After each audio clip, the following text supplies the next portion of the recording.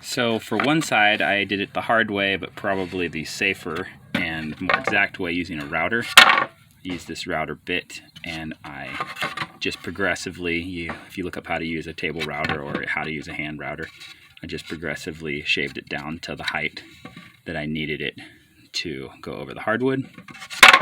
And then this bit's on because on the carpet transition, I gave it a 45-degree bevel. Then I rounded it over with random orbital sander. By the way, all those, if you don't have those tools, like a router is like $60 new. I got this for $100, the whole set with some bits from on Craigslist. And then the faster way that I did for the longer side here for the carpeting is, I'm not really sure this is correct, but it works okay. I took in, actually I put the fence on the other side, like this. Then I ran the board up against it like that, pushed it through, and it basically cut a groove the depth that I needed it on this side for the carpet. And then I flipped the fence over to the other side and ran it through with it. That's why it's so shallow. So the first part, obviously you have the fence, the blade higher. So for the height that you need, the height of the blade should be the depth of this, whatever you want it to be for the carpet to fit under. And then flip it over. I flipped it over and obviously switched the fence to the other side and then ran it so that it then cut that piece off neatly. You can see there's a little bit in there that I could clean out, but anyways, that's how I used a table saw and a router to make a custom threshold piece for a transition between hardwood flooring and carpeting.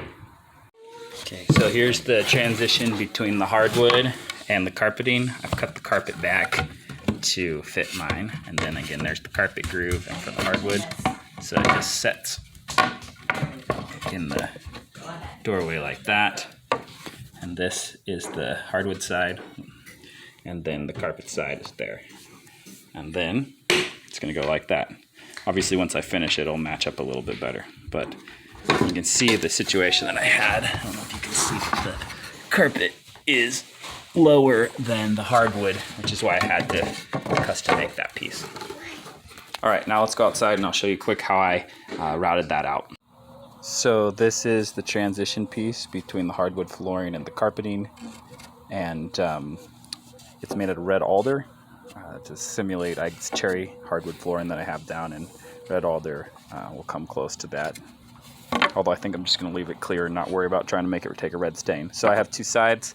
This is the lip that's going to go over the hardwood flooring. And then with a slightly different height, because my subfloor again is a little different height between those, this is the piece that the carpet's going to go underneath.